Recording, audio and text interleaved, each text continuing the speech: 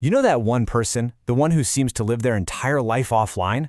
We usually just figure they're disconnected or maybe just really private. But what if their silence isn't about isolation at all? What if it's actually a pretty profound, deliberate psychological strategy? Let's dig into the why. Seriously, think about it for a second. That moment you had an amazing photo or a really clever thought or some big news, and you just kept it for yourself. That little pause, that choice not to broadcast it, that's a huge signal from your deepest self about what an experience is actually for. Is it for you or is it for an audience? So, to really get this choice, we've got to look at the world we're all operating in. These digital platforms, they've given us more than just a way to connect. They've basically pushed every single one of us onto a global stage.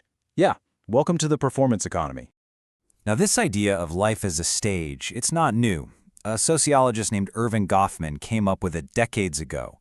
But man, has social media supercharged it. Our little performances aren't for a small room of people anymore. They're for a global audience. And here's the kicker. They're permanent and searchable. Every single act is archived forever. And this, right here, is the key distinction. The silent observers we're talking about, they're not just waiting in the wings or peeking through the curtain. They're not lurkers in the way we usually think of them. Nope. They have consciously decided to get up and walk right out of the theater. They've opted out of the performance altogether. So why leave the theater? Well, it's not about being antisocial. From a psychological point of view, this withdrawal is actually a really smart protective move. It's the brain playing defense. Social psychology points to what you could call a toxic cocktail of stressors. You've got constant social comparison, worries about privacy, and that relentless pressure to perform.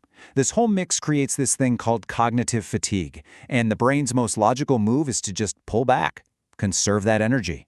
Let's just zoom in on that first ingredient for a sec, because it's the most powerful one. Constant comparison is, and I'm not exaggerating here, psychic poison. You are literally pitting your raw, unedited, behind-the-scenes life against everyone else's perfectly curated, publicly displayed highlight reel. It's a game you are psychologically wired to lose every single time. And this plugs right into a really core principle in psychology, self-determination theory. All it really says is that we, as humans, have this fundamental need to feel like we're in the driver's seat of our own lives, to act from our own values, not because of outside pressure. And this is where you see two totally different ways of operating. On one hand, you have the external validation marketplace, that's social media, where your sense of worth feels tied to likes, shares, and comments. On the other hand, you have the person who opts out. They're not rejecting connection, they're fiercely guarding their internal locus of control. Their confidence, it comes from the inside, not from a digital crowd. Okay, so we've covered all the defensive reasons for opting out. But this isn't just about avoiding the bad stuff. Let's flip this around and explore the incredible strengths and benefits that come from choosing privacy over performance. You know, it really just boils down to this: breadth versus depth. Study after study shows us the same thing. Real happiness and life satisfaction aren't predicted by how many connections you have, but by the quality of your closest ones. The non-poster is often just making a trade. They're swapping the allure of 1,000 empty likes for the genuine substance of 10 meaningful conversations. This is such a critical reframe. These people are not disconnected. In fact, because they aren't so focused on their own performance, they often become way more perceptive observers of everyone else.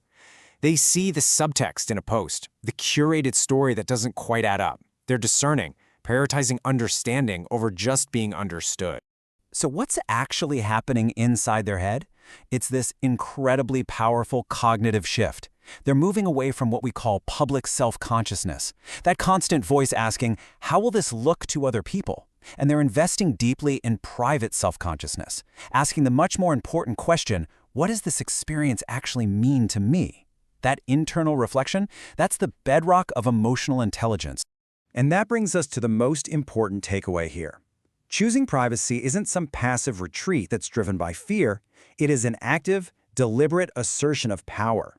It's you declaring that some parts of your life are just too valuable to be traded for the currency of online attention. Okay, so all of this builds up to a final and honestly pretty fascinating paradox that sits right at the heart of our digital lives. It's the huge gap between what these platforms promise us and what choosing presence over performance actually delivers. Okay, so here it is. The ultimate paradox. Social platforms often promise to give us autonomy, deeper connections, and more self-awareness. But the performance economy they're built on can actually undermine those exact things. And the punchline? The people who choose to opt out often do it because they already have the very autonomy and self-awareness the platforms are trying to sell them. Let's be crystal clear about this. This is not a rejection of human connection. Not at all. It's a rejection of the transactional terms of engagement. They're choosing connection that happens in real time, person to person, without needing to broadcast it to the world. So, I want to leave you with a thought. Something to really chew on. In a world that's obsessed with broadcasting every single moment, what if the person who quietly chooses not to share isn't being left behind? What if, in their focus on presence over presentation, they're actually way ahead of the curve? And one final question to carry with you. What if a life lived for private meaning instead of public metrics? A life lived completely off the record isn't just another valid choice, but is actually the richest way to live.